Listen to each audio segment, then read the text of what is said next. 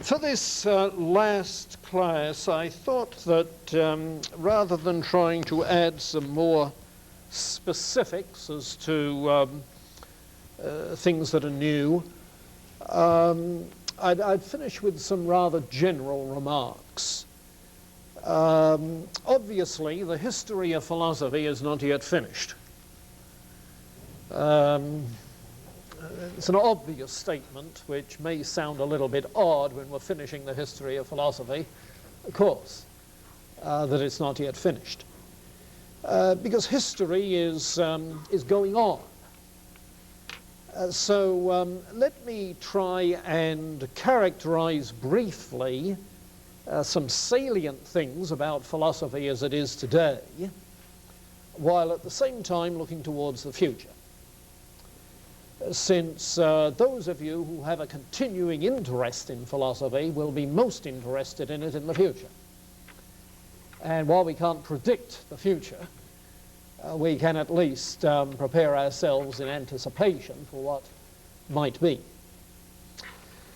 The first general characteristic of philosophy today is what I think you're already familiar with, namely the contrast between continental European thought and English-speaking philosophy, which is sometimes put as the contrast between phenomenology, the phenomenological tradition, and analytic philosophy.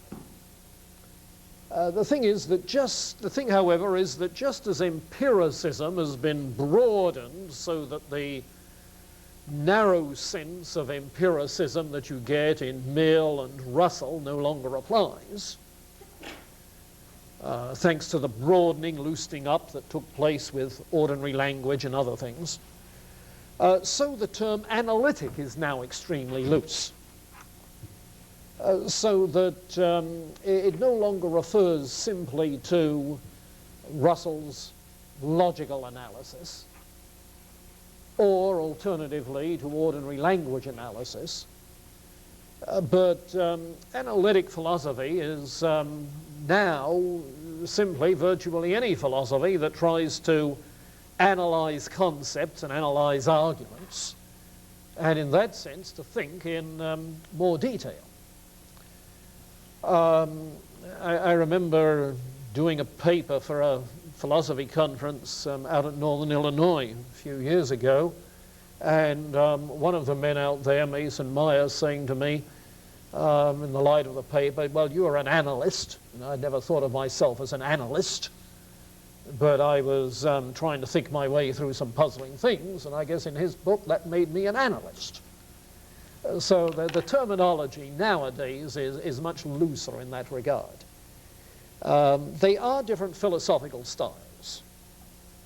The phenomenologist, as you know, is inclined to describe rather than to construct arguments. He takes it that when you see what is being described, then you get the point. The truth has shown itself. Whereas the English-speaking philosopher is more inclined to want to amass arguments and reasons for and against in trying to draw conclusions. But these are differences of methodology, differences of intention. Now, this divide, which we've seen historically, continues, and I think you have to say, with little mutual understanding. And oftentimes little mutual respect. The analytic types often speak with disparagement of the phenomenological, and the phenomenological often speak with disparagement of the analytic.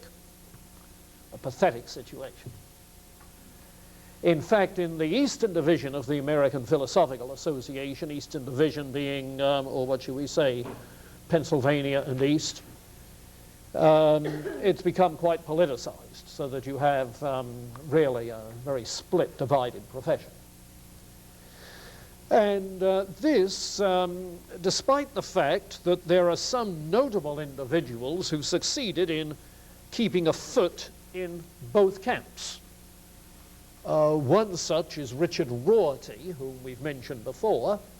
His very postmodern book, Philosophy in the Mirror of Nature, draws on people ranging from Wittgenstein to Gadamer to Foucault, very much in both camps.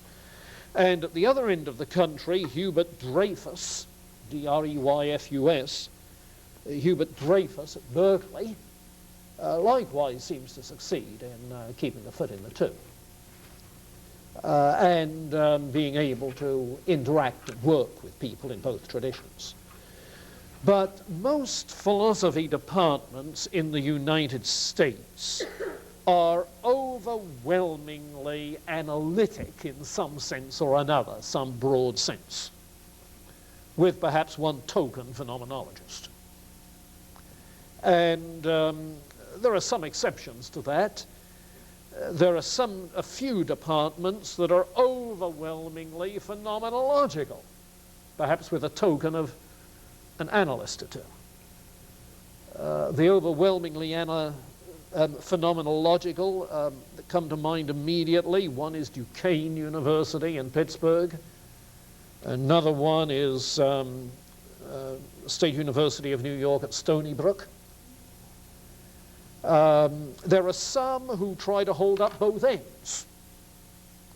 Northwestern University, for instance, though they have in effect two different graduate programs as a result. Boston College, Catholic University in Washington, and so forth. But the general picture is that philosophy in America is of the broadly empirical, broadly analytic sort. And that's the methodological characterization. It's in the light of that that I'm inclined to say to people wanting to go on in philosophy, don't unless you can stomach a certain amount of analytic stuff. And if you can't work in that sort of detail and don't have a mind for it, don't go on in philosophy. If what enthuses you and turns you on is the history of ideas rather than working with issues and arguments and concepts and so forth, then maybe you should go on in the history of ideas rather than in philosophy as such, which tends to be much more minute in its attention. Though, frankly, I don't think the history of ideas is as history shaping in the history of ideas as is philosophy history shaping in the history of ideas. So that if you're interested in being where the action is in terms of shaping history, it's philosophy. But if you like to live in the past, then the history of ideas. Okay. So that's the first broad characterization. The second broad characterization is that in Western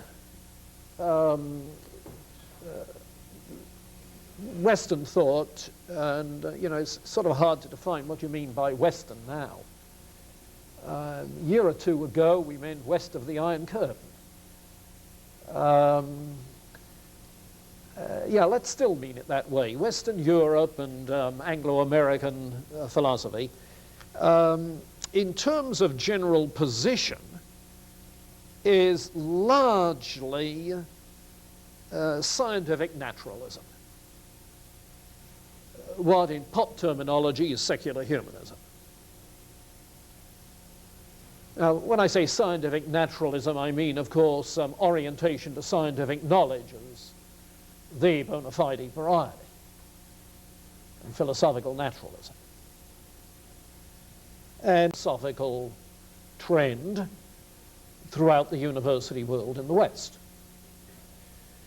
But with some qualifications.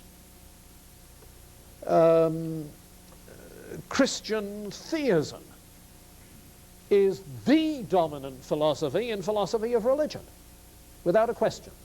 Dominating philosophy of religion in Anglo-American thought.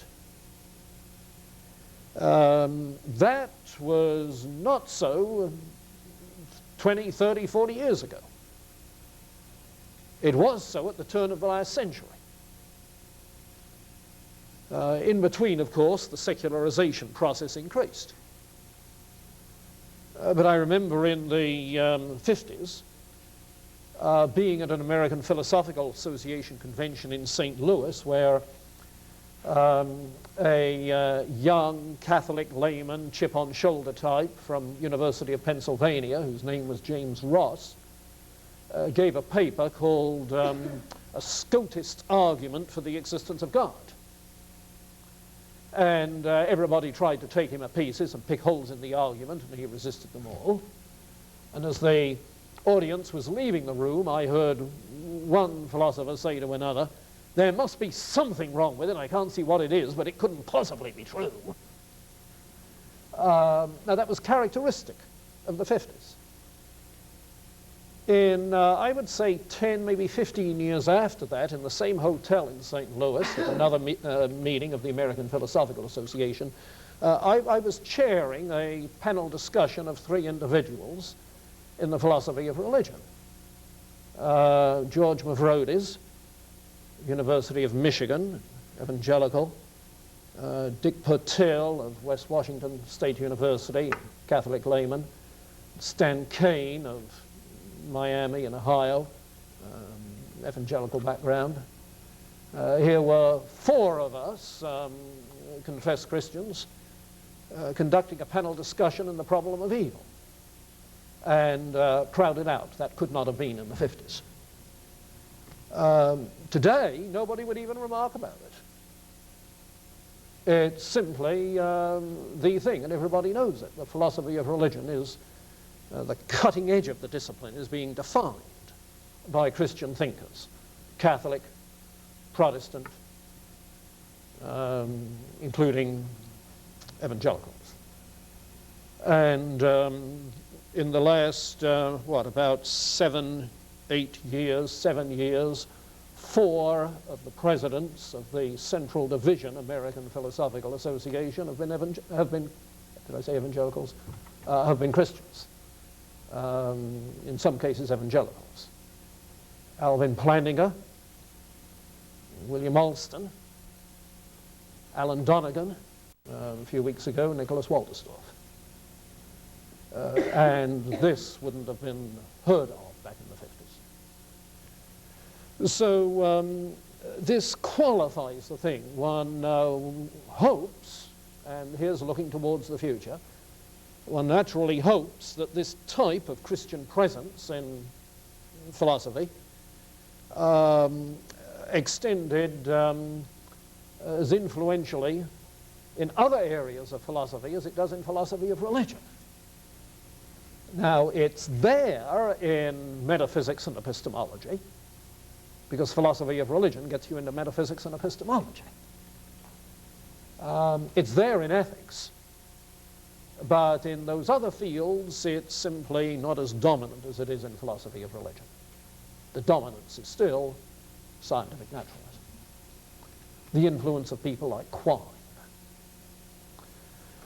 Now, another qualification that has to be made to this generalization is related to the emergence of postmodernism in its various manifestations.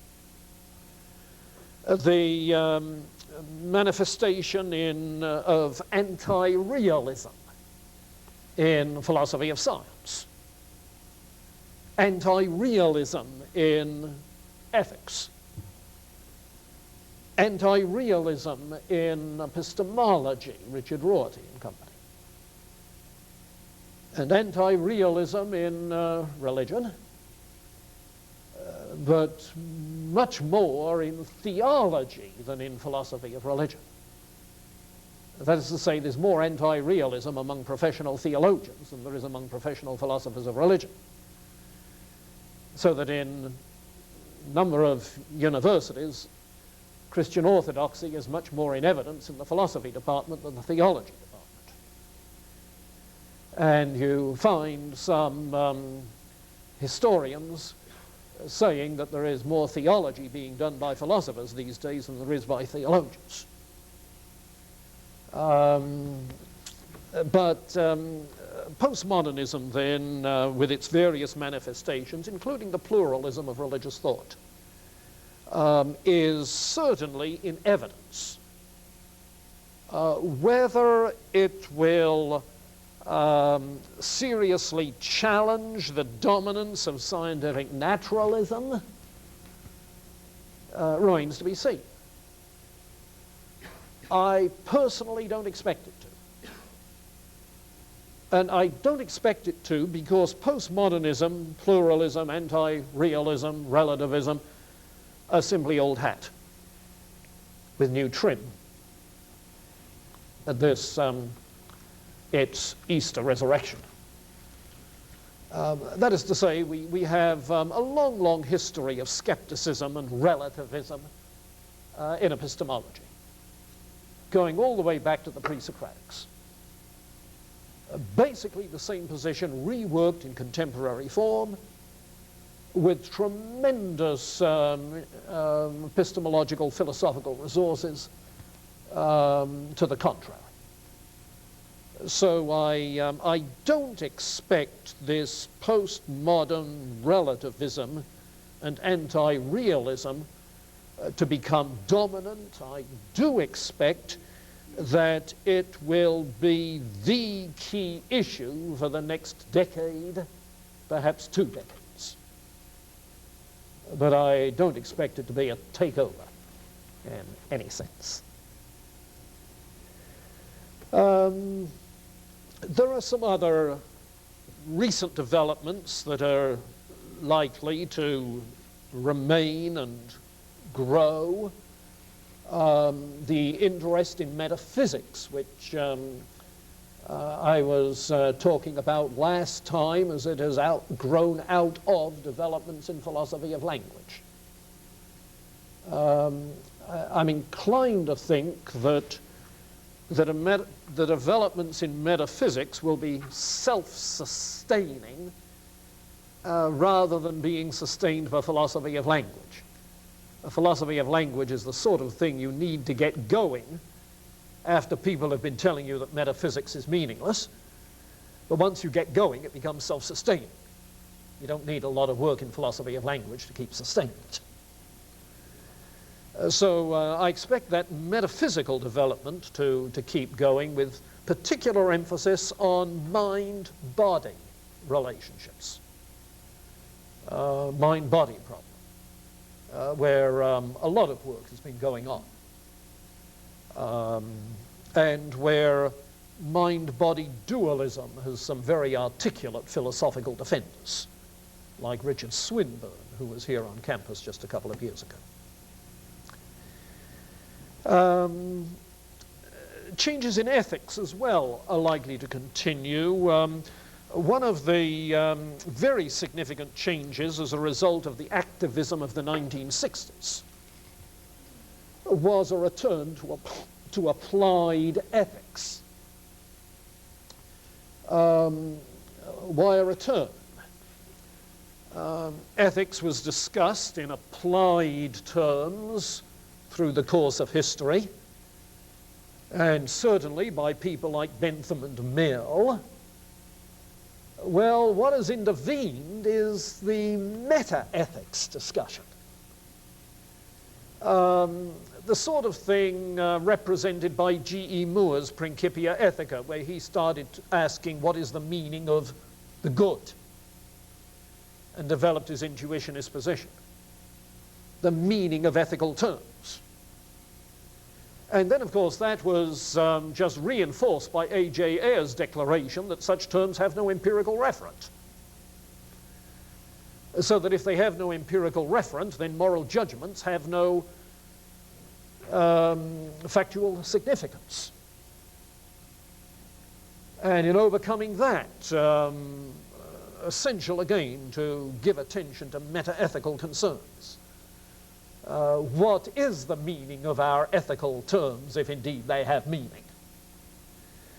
Now, what that amounts to is the fact that perhaps for 40 or 50 years at the beginning of the century, the overwhelming attention of philosophical ethics was to meta-ethical concerns to the virtual eclipse of applied ethical concerns.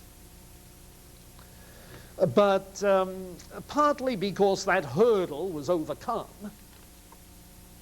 and partly because of the activism of the 60s, applied ethics became a vigorous field in its own right. Now you can see this just by looking at curriculum in a place like Wheaton.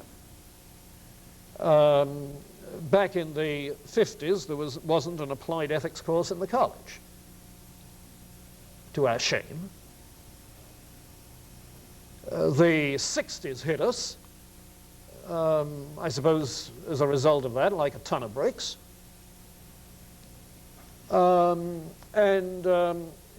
It seems to me that the first thing that was done curriculum-wise was in the 60s when the Vietnam draft was on the minds of men students, and many of them agonizing over the question.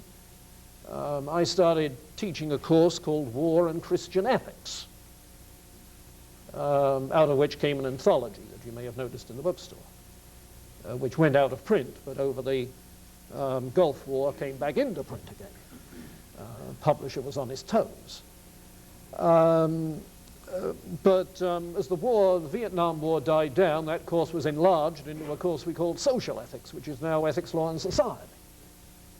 But that, in effect, was the first applied ethics course that had been done for quite a while here at Wheaton. Well, now you know what you got. Business ethics, bioethics, media ethics, ethics and international affairs, etc., etc., etc., and so forth. But this is true the country across. And it's the biggest philosophical industry in the country, is applied ethics. There are always jobs in applied ethics. So that's going to continue, I'm convinced, simply because it's getting back to what philosophers have done historically. There are, however, issues to be addressed there. One, for Christians in philosophy, is the relationship between philosophical and theological ethics. The relationship between philosophical and theological ethics. And I think for a number of years they have been somewhat separate in this regard. That by and large, theological ethicists have been addressing the dynamics of the ethical life. That is to say, bringing to bear concepts like sin and grace. Whereas philosophical ethics has been addressing matters of ethical decision-making, bringing principles to bear in decision-making. And because, therefore, the agendas of the two have been different agenda for theological ethics than for philosophical ethics, there's been relatively little integration of the theology with the philosophy, except at certain obvious points, like divine command theories, or natural law ethics, things of that sort. However, the development of virtue ethics is making a difference. Virtue ethics, which you recall precipitated in measure by Alistair McIntyre. I was on the phone to him this morning trying to get him to come to our conference here in '93, and he declined. So we keep trying. I think that's the third time we've tried. But precipitated by McIntyre's book After Virtue, where he sort of hung all of the ignoble things of the Enlightenment onto ethics of principle and decision-making, and essentially called for a return to the Aristotelian tradition with virtue ethics. That development is obviously having, and is bound to have, some effect on the interrelationship of philosophical to theological ethics. Because if you're talking of the development of virtues, you're talking of the dynamics of the moral life. Matters where sin and grace are involved, you see. And illustrative of that, I think, is the work of our own Bob Roberts, who incidentally is at the cutting edge of what's going on in virtue ethics. His work is cited in journal articles all the time, where you get his clear incorporation of Christian understanding of human nature, sin, grace, while at the same time that sort of Wittgensteinian analysis of value concepts, virtue concepts, relentlessly trying to get clear about the virtue and how it functions and its relationship to appropriate emotions and so forth. So I think here you have something that's going to be an ongoing development. Now, in these characterizations and anticipations, you see my concern for a Christian presence in philosophy. And I hope you see that concern, I hope you have seen that concern running through the whole history of philosophy. In effect, this is the story. Familiar? Where what we're talking about is a variety of historical traditions, you see. And in the tradition of theistic philosophy, philosophy done in theistic perspective, there are a variety of types of that. Jewish, Islamic, Christian, naming three major theistic religions, obviously. And within Christian theistic tradition, you find variety likewise. So when I talk of Christian philosophy in the past and in the present and in the future, I want to characterize it in four ways.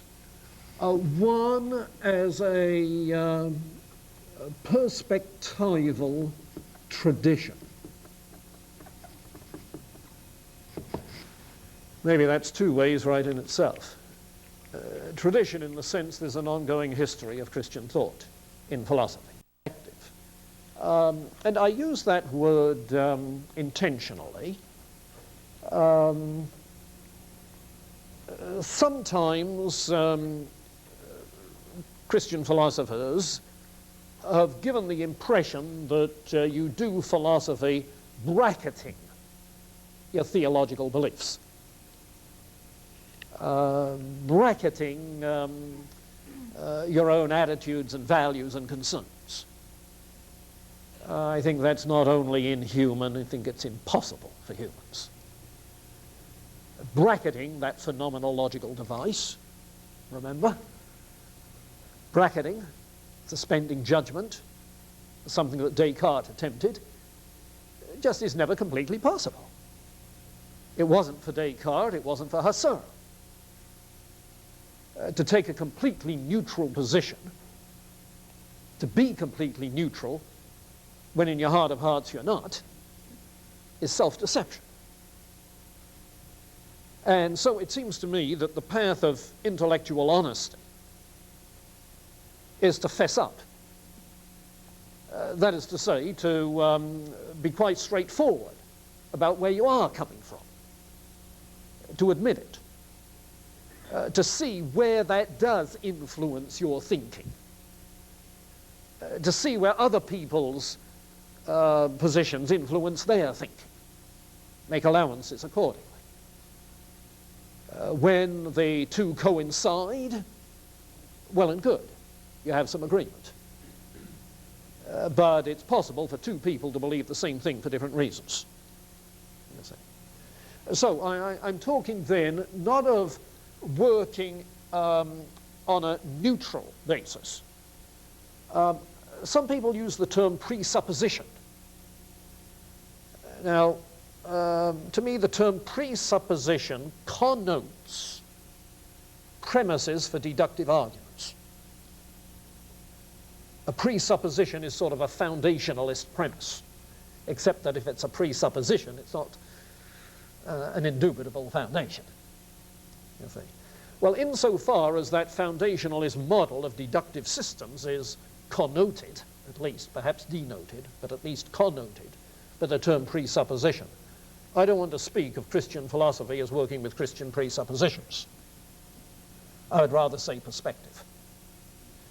The term perspective allows me to say that there are not only articulated propositions, which I believe to be true, but there are certain values and concerns which motivate and guide the selective process as well as the thinking process. Perspective made up of beliefs, attitudes, values, you'll see. So a perspectival tradition. Second, I want to say that Christian philosophy is exploratory. That is to say, it's a process, not a finished product. It's a process, not a finished product. The idea of wrapping up the job once and for all belies the ongoing nature of philosophical inquiry, where there are new issues and new problems constantly arising. Philosophy is like a historical dialogue between people of similar and different convictions. And the dialogue, like Plato's, is never finished. Keeps going. That's why I say the history of philosophy is not finished. It's the bull session that never finishes. Third, in addition to those two things, I want to say that it's a pluralistic undertaking. I try to use the term Christian philosophy without the definite article, the Christian philosophy. It's a tradition that has a lot of diversity within it. Diversity due to different philosophical methods, perhaps different philosophical views, certainly due to different theological traditions, which are going to make a difference on certain key matters, you see. The whole variety of things which give us intellectual differences, and I regard that pluralism as healthy. If you value the kind of built-in critical process that keeps you thinking, growing in a self-corrective way, then what you need is people who disagree with you. And it seems to me that not in all regards, but in some regards at least, the diversity within Christian tradition and Christian church is healthy. It should keep us self-critical, keep us modest, keep us from getting lopsided, as humans tend to. We're just wonderful bunglers.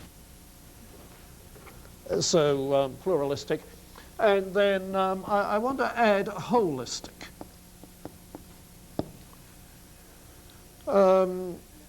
Of all people, it seems to me, Christians in philosophy should be thinking with the whole picture in mind, rather than with tunnel vision, blinkers on, working in some subdivision of some subsection of one of the subdisciplines of philosophy. No matter what specifics a person is working with, the Christian surely needs to have the whole picture and look at things as a whole in terms of Christian worldview and focus accordingly.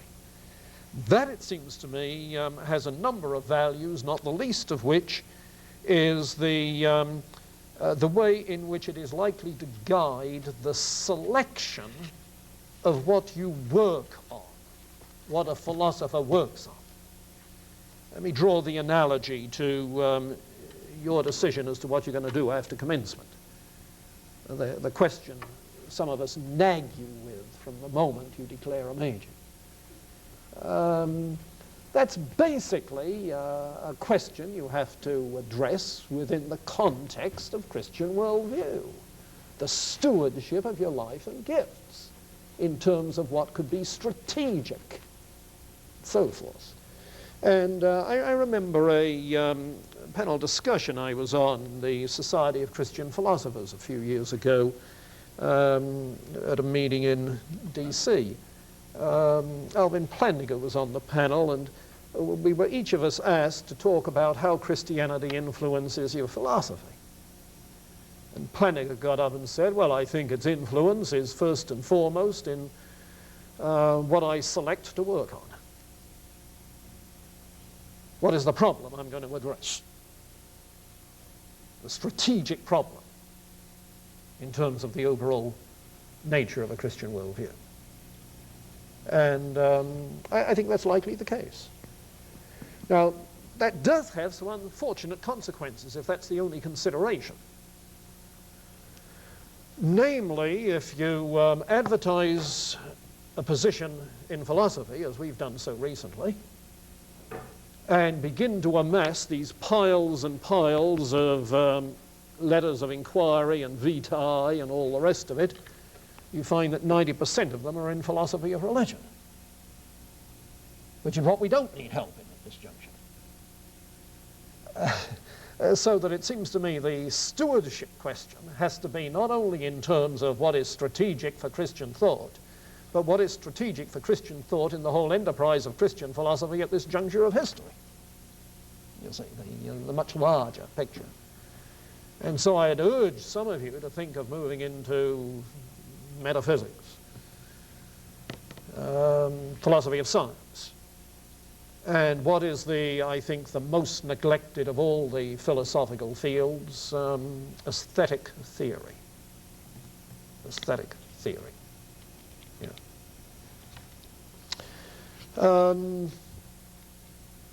Let's see. Well, simply by way of illustration, the thing that I'm working on now, I may have mentioned this before, have been for 2 or 3 years, will be for another couple, is essentially the objective basis for moral judgments. What is the basis in objective reality for ethics? You see. And you've been getting some of that stuff that I've been finding along through the year, because it's a historical stuff.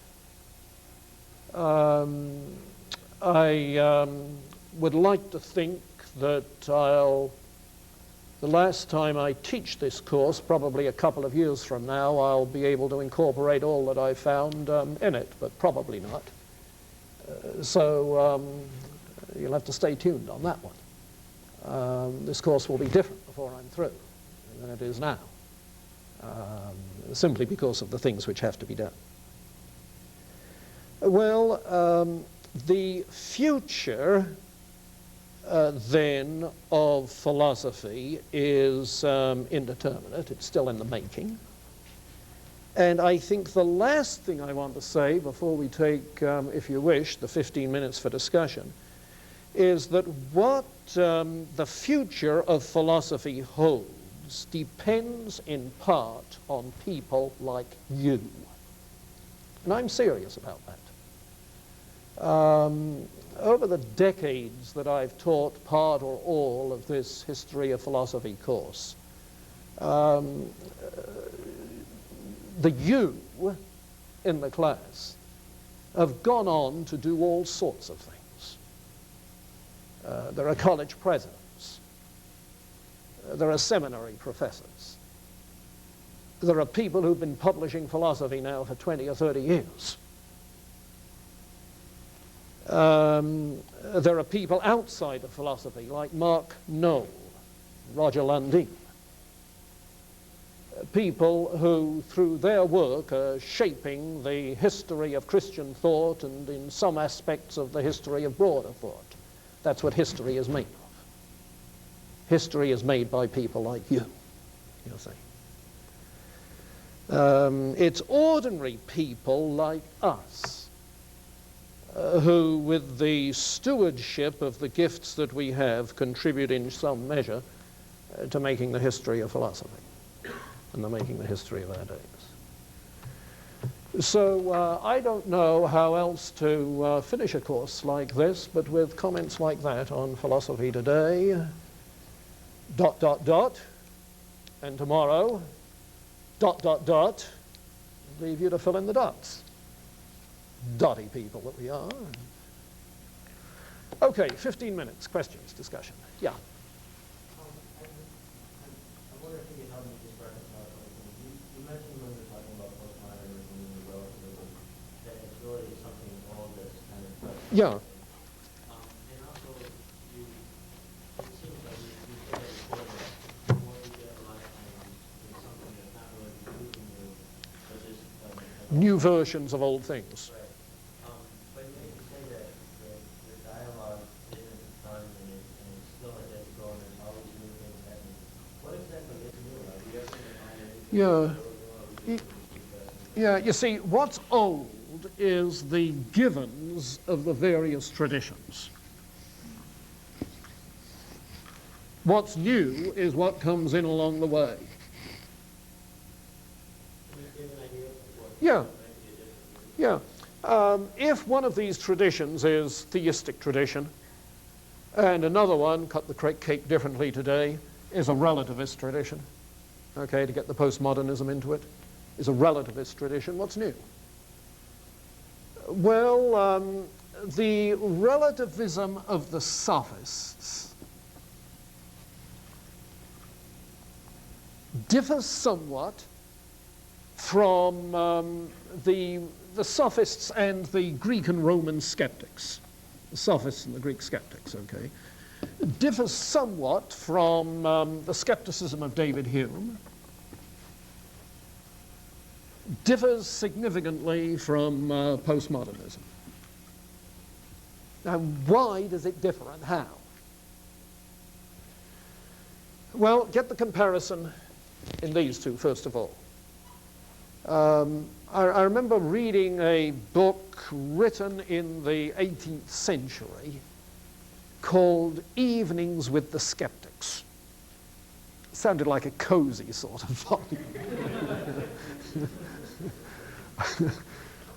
Before the days of television.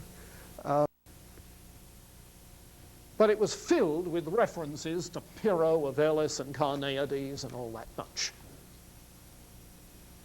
But the interesting thing is, while it was filled with references to that, it was obviously working under the influence of Newtonian science and engaged in a criticism of Newtonian science. There were certain key matters which become the focus of attention in the Hume-type skepticism. The idea of necessary connection, the problem of induction. You see. Can reason determine what is morally right? Things of that sort, you see. Now, you come on here. What was at work in this was the Newtonian science. What's work here is a much more relational, organic model, where we recognize the interdependence of every aspect of life and culture on other things. So that your philosophy is going to be determined, is what is implied, in many regards determined, by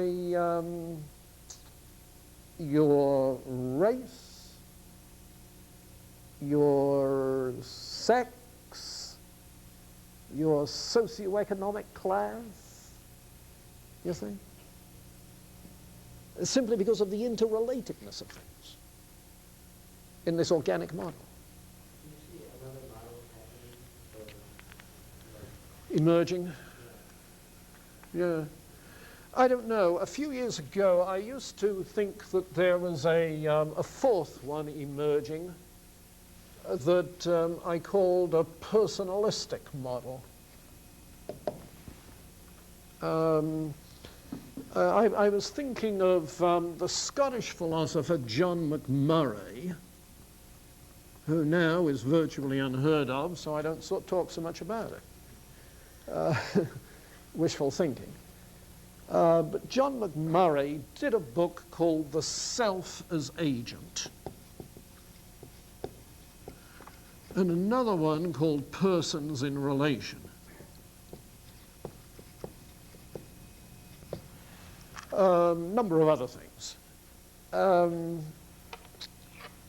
That was, or to try and relate it to things you're familiar with, that was definitely post-Kantian, Kant's conception of the person, the dignity of the person, was not unlike some of the more personalistic existentialists in that they wanted to lay emphasis on thou rather than it. Okay? The distinctiveness of an I-thou relationship rather than an I-it relationship, Buber, Marcel. Okay? But in any case, his emphasis on that was picked up by a number of writers, philosophers, theologians, ethicists, and so forth, so that they were making what you might call a categorical distinction, a distinction of categories between persons and other things. Now, naturalism is a reductionist position. And one of the problems with Whitehead's metaphysic is that he, in effect, reduces persons to simply complex events, without any categorical distinctiveness. McMurray was making a categorical distinction, and I think that was very helpful.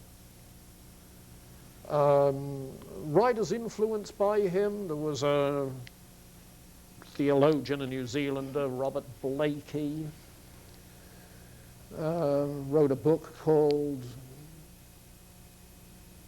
what was it, Secular Religion and the God Who Acts, something of that sort. Helmut Teleca, not necessarily influenced by him, developed somewhat similar positions in his theology. But it seems to me that that's a position which needs developing. Which needs developing. If key concepts for Christian belief include not only the transcendence of the personal God, but also the qualitative distinctiveness of human persons as distinct from other things, then that needs to be incorporated in something more than just playing around with mind-body problems. So I'd like to think that one of the outcomes of some of the trends of the day might be that. And it is interesting that in applied ethics, and I mentioned this when we were talking about ethics since positivism, that in applied ethics, the Kantian principle of respect for persons is being reiterated, renewed. You think. It's perhaps more pervasive in applied ethics these days than some of the old utilitarianisms. The three main principles or approaches seem to be either utilitarianism or respect for persons or some contractarian basis. So I think in order to ground contract and respect for persons, and if you like to have a utilitarianism that's not going to say simply maximizing the good for everything, cabbages as well as kings, you need some categorical distinctions. Carl? I see there's two schools. One seems to be coming out of the empirical tradition, and one seems to be coming out of Kant. The Searle seems to be kind of extensively Kantian, learning evolution. Is there any modern work on the kind of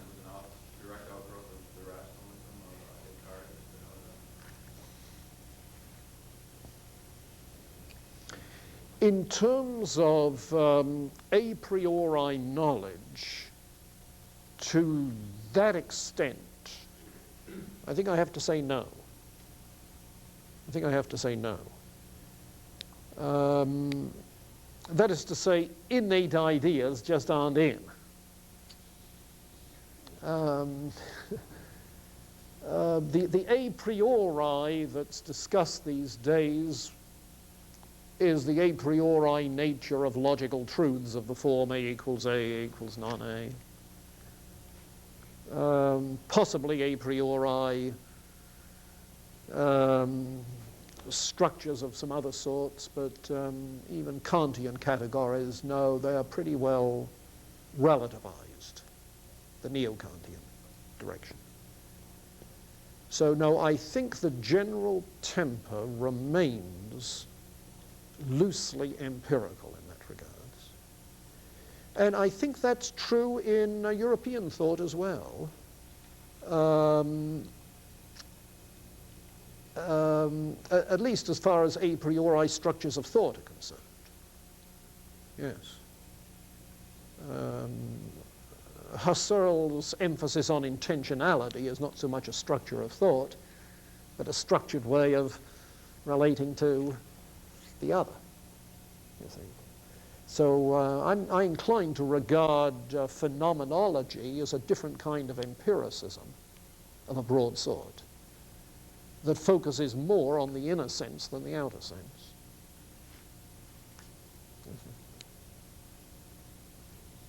Yeah, so no, I don't think that that rationalist direction has been continued. Some would say it's continued in Hegel, but then pure red-blooded Hegelians are a pretty rare species these days. Yeah. Okay, anything else?